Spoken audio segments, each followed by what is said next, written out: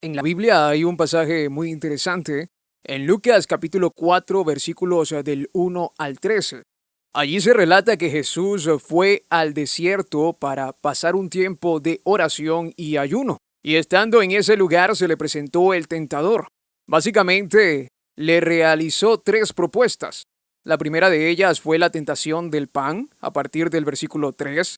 Luego en el versículo 5 comienza la tentación de los reinos y desde el versículo 9, la tentación de probar a Dios. Ante cada una de las propuestas, Jesús cita la Escritura. Cuando se le dice que convierta las piedras en pan, Él responde: no solo de pan vivirá el hombre, sino de toda palabra que sale de la boca de Dios, dejando claro que el buscar a Dios es una necesidad más imperiosa que el pan. Luego, cuando se le ofrecen los reinos a cambio de adoración, Cristo responde: al Señor tu Dios adorarás y solo a Él servirás, antecediendo nuevamente con el escrito está. La tercera tentación era para poner a prueba una de las promesas de Dios.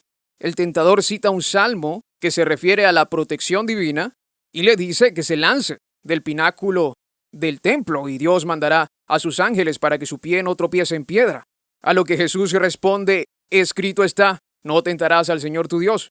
De tal forma que en ningún momento este pasaje dice que Jesús se sintió tentado, sino que el tentador hizo sus propuestas, pero Cristo reconoció rápidamente el engaño. De hecho, es imposible que Cristo se haya sentido tentado, pues tal como dice la carta de Santiago capítulo 1 versículo 14, cada uno de nosotros es tentado cuando de nuestra propia concupiscencia somos atraídos y seducidos. Dado que en Cristo no habita la maldad, es imposible que Él sea seducido y atraído por ella. Él es perfecto, tal como lo dice Primera de Pedro capítulo 1 versículo 19. Es el Cordero sin mancha y sin defecto. Ahora bien, Jesús en este pasaje nos enseña la manera en la cual debemos enfrentar la tentación. Enfrentamos la tentación a través de la palabra. Con esto no quiero decir que simple y llanamente cuando venga la tentación debemos recitar un versículo, sino que más allá de eso, esa palabra tiene que habitar en nuestros corazones. Cuando el Señor respondió escrito está, lo hizo con la convicción de que esa era la verdad y dejaba al descubierto el engaño del tentador. Vamos a ver esto con un ejemplo.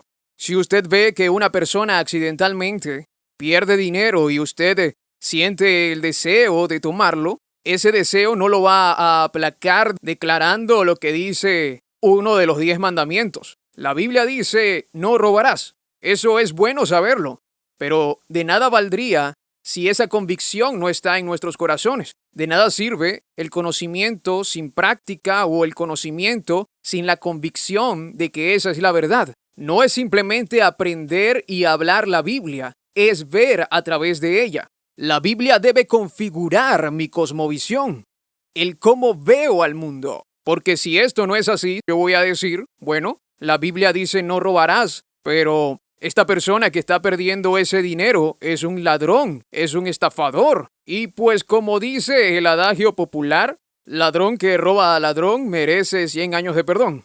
Y así comenzamos a torcer la escritura a nuestra conveniencia, o coloquialmente, le damos la vuelta al asunto tratando de quedarnos con el beneficio.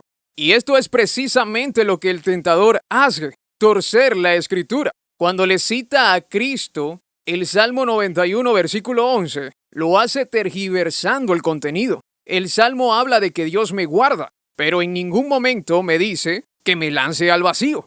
Eso es torcer las escrituras, y es precisamente lo que hacemos cuando el conocimiento de la palabra de Dios no se ha hecho vida en nosotros. La escritura debe llegar al fondo de nuestros corazones, entendiendo que, como dice Hebreos capítulo 4, versículo 12, la palabra de Dios es viva y eficaz, y más cortante que toda espada de dos filos, y penetra hasta partir el alma y el espíritu, las coyunturas y los tuétanos, y discierne los pensamientos y las intenciones del corazón. De tal forma que ante la tentación, la palabra de Dios debe ser los lentes que aclaren el panorama. Ella nos va a llevar a discernir entre lo bueno y lo malo, entre la verdad y la mentira, entre la luz y la oscuridad. De eso se trata el someterse a Dios y resistir al diablo, que está en Santiago capítulo 4 versículo 7. Es con la obediencia a la palabra de Dios y la iluminación de su Espíritu Santo que voy a lograr comprender que el pecado, aunque sea apetecible, no me conviene.